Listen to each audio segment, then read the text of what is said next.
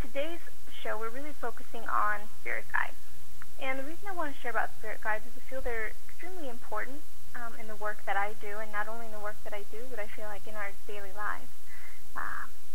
Spirit guides are truly our people. I have people, you have people, and it's really what I like to call my entourage. And spirit guides come into our lives for various reasons, whether it's to be guardian angels, whether it's to guide us in our life purpose, or whether it's just to serve and protect us to make sure we're always safe. I find that very often, as I was talking about, we have a team of guides, but it seems that, in my experience, there's mainly a few guides that come forward. This doesn't mean you can't meet additional guides and you can't journey to go and meditate, basically go and meet them. However, I like to focus on the guide that's mainly, the guiding force in your life right now, because that to me is the most important. The main guide really is the one that's been with you since birth.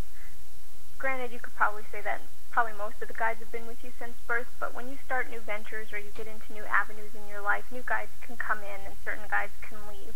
It's based on certain agreements or certain decisions for your karma and your life lessons.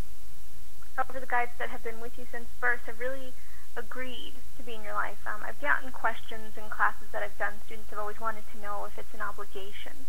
And it's not an obligation. They're not in any way obligated to serve you.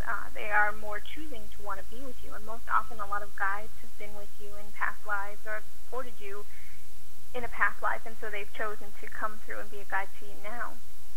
Often I also get questions of people wanting to know if their guides are crossed over loved ones or people that have passed. And while often I've heard that they aren't crossed over loved ones, I know in my experience I've had my cousin pass when we were very young, and he was like a brother to me. And I know that he very much is a guide in my life and helps and assists me. So I truly believe that they can become guides and assist us in our lives. However, I think it just depends on, once again, on your agreements with that soul. So I would say, in learning about your guides, it's important to pay attention to what's coming through. And in paying attention to what's coming through, it's that our guides are constantly giving signs and signals to us, to show us that they're around us, to show us that we get messages. But a lot of people become frightened by this. I know I've spoken to a lot of people, and I've had it happen myself, where certain things go off in the house, right? Whether it's the fan that goes on without me being around it, TV channels that change, and I'm not even touching the remote. Or often I'll go to bed at night and I'll wake up in the morning and the light's on. And I know it didn't get turned on because I was the only one home, and I woke up and I knew I had turned it off.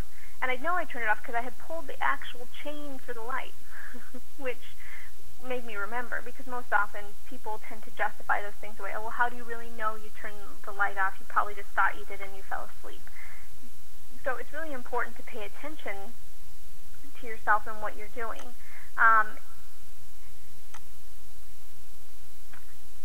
When you're paying attention to what's happening, it's starting to notice and go within to find out who your guide is. Because obviously we're always inundated with information during our day. We're always having distractions come to us, whether it's phone ringing, whether it's being at work, whether it's paying attention, to things other than our own spiritual calling within. Unless you have that free time during your day, or unless your mind chatter is completely silent, most of us are distracted on a daily basis from what is really going on underneath the surface level. So getting in contact with your spirit guide is really not all that difficult. One way of doing it is definitely going into meditation, and by going into meditation, you're allowing yourself to bypass that critical factor of your mind. You're allowing yourself to bypass that chatter that's telling you it's not possible, that it can't be, that it's, just your wishful thinking. You're bypassing that part of your mind that's trying to keep you from connecting with your own truth. So to connect, the biggest thing I always teach my students, and I walk them through it, is a guided meditation. Now, I'll give you an example on the air here today, but as best I would say, I would suggest either using music and just basically leading yourself kind of down a stairway. And this is really called shamanic journeying.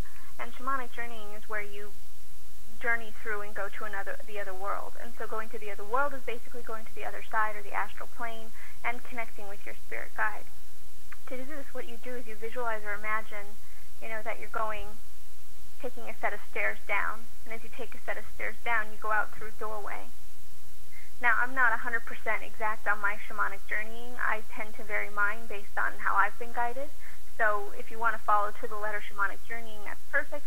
I call mine more of a meditation, but it is in relation, pretty much the same thing as shamanic journeying. But yes, there are different details.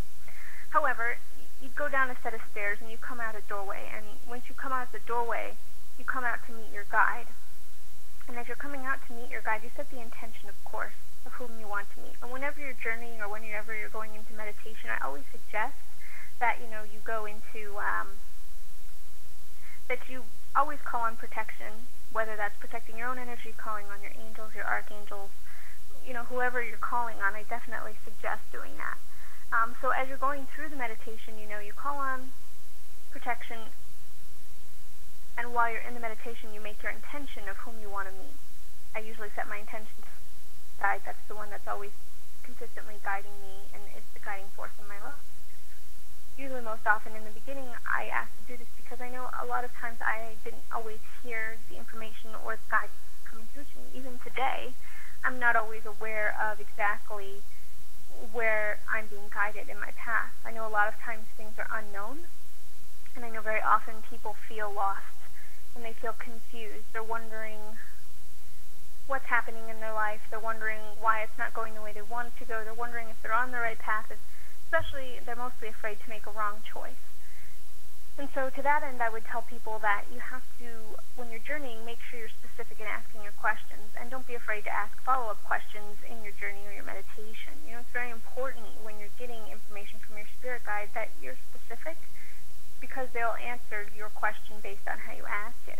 They generally will give you more information, but usually they won't unless you ask for it, because you have free will. So if you don't ask a specific question, they won't give you the answer, because you do have the free will to make your own choices in life, and they won't intervene without your expressed, interest, without your asking. Generally, guides do not intervene in our life at all unless we ask. Unless, of course, it's a life or death situation. Then, of course, in that situation, they'll intervene on your behalf, of course, because it's not your time to exit the world. Otherwise, we do have to ask, because they're not going to make themselves, they're not loud and they're subtle, so they're not going to make themselves known in a large way unless we ask for their assistance in our life. Spirit guides can also come in different ways. Most often what I'm talking about is having to go on a journey and meet them. However, if meditation is not your thing, if you don't like having to sit in a room and get quiet and focus on connecting, another way is requesting before you go to sleep. If you're really great at writing down your dreams in the morning and paying attention and making sure you write them down, I always suggest writing it down. As you go to bed, pray. Ask your angels for assistance. Ask them to give you a message in your dreams, or ask your guide to present themselves in your dreams and give you messages, because perhaps they're not that good at listening during the day and maybe you're better at listening at night. My point of teaching on guides today and speaking on them is really to get you to see that there's more than one way. Meditation is one way. Going through dreams is another way. Really begin to find what works for you. If for you it's just closing your eyes and asking a question and trusting the first answer that comes to you, that's another way. There's really limitless ways to connect and get information from your higher wisdom. Whether for you that's a spirit guide, whether for you that's universe, whether for you that's just God. I would say completely honor your belief system. For me, it's several guides, but that's because in my life, that's my belief system, and that's what I've grown up with. I have friends that their spirit guides are just God, a direct connection to God. To me, my guides are a direct connection to God. So everybody has a different way of how they like to connect to spirit guides and how they like to become in tune with them. And so for that matter, I say really become aware of how you connect. In past shows I've been sharing on, and I would encourage to go listen to archive shows on the different clairs, right, on how we receive in intuitive information, because that's going to be a really big assistance for you in learning how your guides communicate with you. If you are clairvoyant and you see images, if you're clairaudient and you hear messages, if you're claircognizant and you just know things without knowing how you know them, it's really important, and I stress knowing how information comes in for you. Because when you know what comes in, you know what to pay attention to, you know what to feel certain in and what to trust. And when you're not paying attention, something comes in, you tend to second guess and doubt it. So when you second guess what's going on, when you doubt what's going on, it's really important to know how it comes in, because then you can have certainty. And that's the most important aspect I find in the work that I do. You know, I really love doing readings, and I really love connecting with my clients and assisting them to get answers in their life, but I definitely feel very adamant on others empowering themselves to connect, on others really knowing that they have the same abilities I have. I truly believe everybody has the ability to connect. I don't think it's left to a chosen few, and I don't believe that only a few are meant to have such a gift to connect to universe or to spirit. And for that matter, I believe it's the same with mediumship. I really don't think that, you know, only certain people are mediums. I just have had too many experiences where spirits come through to their loved ones, and to me that's a mediumship experience, and to me it's possible, if someone really wants to learn it, for them to hone in and tap into that energy. That being said, connecting to your guides is not just going to be, it's going to be what you want it to be. And I say that because you create your experiences. And so I always encourage people to be very open to what happens, to not limit themselves when they go in, to really surrender to the experience and allow your guides to come through and share with you what they feel is most important for you right now. And I say that because I really feel guided, like my guides are telling me that sometimes we don't want to hear what they have to tell us. And I can definitely relate in my life and say there have probably been times in the past where I didn't want to hear what they had to say. And part of that was because I was afraid of what it would be. Part of that was because I already knew the answer and I didn't like it. And part of that was because I was terrified that if I had to do it, I wasn't sure I was capable of it. But I know with certainty now that whatever my guides ask me, I can accomplish it. And whatever answer they give me, I know is in my best interest. So that being said, there's a lot of benefit to listening to your spirit guides. There's a lot of benefit to connecting to the other side. You know, we're so focused on the physical world, and we're so focused on TV and movies and media and magazines. You know, we're a communication-saturated society. Everything is always in our attention. There's billboards along the highway, you know, that vie for our attention, and we're supposed to be paying attention to the road, and yet it's still calling our attention away. You know, there's always something that wants to pull our attention. There's always something that wants to, you know, take our attention. And so I feel like your time and your attention is very precious. And it's up to you to decide, you know, what you really want to put your attention and your time into. And definitely connecting to the spirit realm, connecting to your guides, I believe is a very important use of that time. Spirit guides, of course, can answer questions. They, of course, can give you guidance. However, they will not tell you which way to go. And I say that because very often I get people saying, well, I didn't hear anything. All they felt was like they told me to trust. Well, they're probably telling you to trust because it's up to you to decide. So you need to trust which one you're picking. You know, our guides do not just say you need to go right. You know, if you're at a fork in the road, they're going to say, well, if you go left, X, Y, Z is going to happen. And then they say, but if you decide to go right, then X, Y, Z will happen. Usually, however, I find that out of the two ways, one seems usually easier than the other. Easier in that it's a more supported way, and it's usually more along the person's heart desire. However, it's not easy in the fact that the person's terrified of taking that action. It's not easy in that it's outside that person's box and it pushes them to their limits. That's what I find is usually not easy when someone's faced with a decision, is that it's outside the realm of their comfort zone. And so most often I find that when they get answers or when they get information from the universe, they rebel against that one because it's not comfortable. And of course, the comfortable way always looks great because it's comfortable and because you don't have to do much more than you've already been doing. But obviously taking the road that's less traveled for you, taking the road that's outside of your box is something that your spirit guides will encourage for you, but they won't force you to do. So if you don't take that road, please know that that's your choice. But that at the same time, it's not a bad thing if you take the comfortable road. Eventually you'll get to a point where you may want to take the unknown road, where you may feel that you're ready enough to take it. So I would say not to beat yourself up if you choose to take the comfortable road. However, to be aware that at some point you may have to be willing to jump off the cliff, so to speak, and trust that the net is going to be there. I've kind of gotten off on a tangent a bit, but I always feel that spirit guides me in what I'm saying on the show, and so I always kind of go a bit off topic. I do see that there are a few callers on the line, and if you missed at the beginning of the show, I am unfortunately not taking calls today. Today is a much shorter show for me, and I'm mostly just sharing information for those for a later archive show. So if you are calling in, thank you so much. I appreciate it, and definitely keep me in mind for the following weeks. For those that are still listening in, and for those that will listen in later, I definitely want to address spirit guides and the types of spirit guides that can come into life.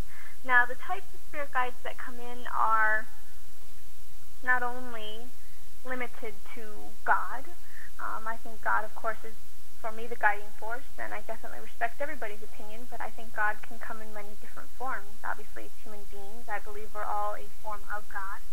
And so I truly believe that spirit guides can come in any different form. It can come to you as animals. There's power animals. It can come to you as angels. It can come to you as gods and goddesses. I know for me, I have a lot of Egyptian gods and goddesses that come as my guides because I have a very deep connection. And often I find that people that have a deep connection, perhaps with a past life even, they're very connected to Egypt, they're very connected to Greece, they're very connected to certain ancient cultures. Very often they have guides that were of those cultures in that day and age.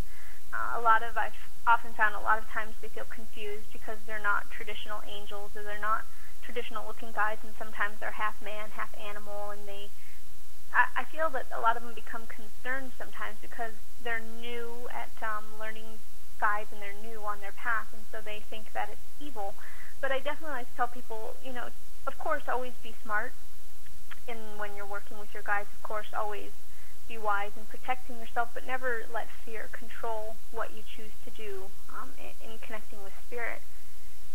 Definitely know that you can always connect with spirit and be safe. It's just a matter of setting your protection around you and making sure your intention is to connect to your highest good.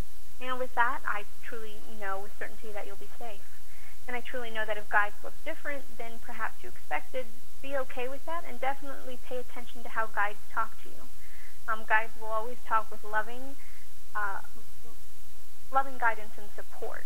It should never be belittling or judgmental or critical of you. If that's the case, then that's not a being of high wisdom or intelligence. That's a being of probably lower vibration that's attempting to distract you, or that's your own critical voice breaking into your meditation. That's your own critical voice of judgment trying to give you information that's not truly of your higher wisdom. That's one thing to pay attention to when you're connecting to your guides. Another thing is also, I always say, silence. Silence is very important because we are always, as I was talking about, distracted. So make sure when you do it, it is quiet. Make sure you are alone. So often I know a lot of us don't take time for ourselves, even if it's just 10 minutes to connect and find an answer. A lot of the readings that I do, people always seem to want me to tell them their answers, when the truth is that you really have the answers within yourself. I've just honed these skills and abilities over the last, more than 10 years. I've always had these abilities, but I've just really thrown myself and committed to knowing that I'm good at this. And I think that goes the same for everybody else. It's just a matter of how much you want to practice. It's not unlike any other musical instrument or any other sport or any other, activity that you're involved with in your life. Connecting and creating a relationship with your guides is something that can be beneficial. And I say creating a relationship with your guides because a lot of people usually just connect one time and meet them, and that's okay, and that's fine if that's all you want to do. But I definitely encourage creating a relationship, talking to them as often as possible, remembering to ask for help, remembering to ask for what it is that you need. We so often think that we're on our own in life. We have to do things by ourselves, but we forget that we can ask for help, that we can say, I need help with, that we can ask the universe for its support. I can definitely say in my own experience, I grew up thinking that I had to do it all by myself. I grew up thinking that I couldn't really ask for help and that it was up to me to make it work and to figure it out. And the more I've grown and learned over the years and grew up, I realized that, it's a lot easier when you ask the universe for support, but it's even easier when you believe you deserve it. So it's probably a good idea also, in part, when you're doing this work, to start getting in touch with what you believe you deserve. Because your spirit guides can give you advice, but if you don't believe you deserve to have it, it's unlikely you'll take action on the advice they're giving you. It may sound a bit heavy, And it is a little bit, but at some point it's also being aware that it's a simple process. It's really simple learning how to question, when you allow yourself to deserve things. I know I grew up in a family very much where my mom consistently was giving and giving of herself, and there was rarely illustration, or she was rarely modeling the behavior of investing in yourself because she was a single mom. She wanted to take good care of her kids. But obviously we grow up with what we learn in an environment, and obviously we take things very differently. I grew up in the same environment. I had an older sister, and we both have different viewpoints of the same events. She remembers certain things about an event than I remember. So we both have, while we both grew up in the same environment, obviously we're two different people. We have two different filters, two different ways we experience life. So I take on certain things that she does not, and vice versa. She'll see my mom's actions as one way, whereas I will see it another way. So it's very important when you're talking with your guides, when you're following with your guidance. An important part is kind of cleanup work, is not only connecting and getting advice, but if it's not following through for you, if you think things are not, happening for you the way you want them to, it's very important to get in touch with yourself, and it's very important to begin to, I'd say, kind of excavate what's going on underneath. If you're really wanting to make a business happen, if you're really wanting to get out there and live your purpose, it's important to start excavating and finding out what is stopping you. Often in life we do have unconscious blocks, like I've been talking about, things we learned from childhood that are no longer a conscious, decision that we have in our minds, but it's an unconscious belief. Spirit guides also communicate with us on the unconscious level, which is why we bypass that conscious thinking, that critical mind. It's all coming from that same place. But again, you're learning not only to get advice from your spirit guides, but you're learning how to begin to question and, allow yourself to achieve what it is they're assisting you with, because they can really come in on one level. They can help you on a level, but at some point it's up to you to take action. They can give you advice. They can give you different roads to go down. They can give you the outlook, the forecast, so to speak, of your future, where it's going. But if you're not following through on the action steps they're giving you, then it won't come to fruition.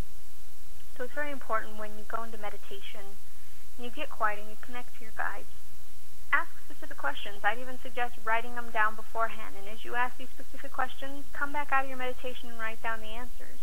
You're kind of putting yourself basically into a trance state, and it's really easy to open your eyes, write down the answer, and close your eyes again and ask another question.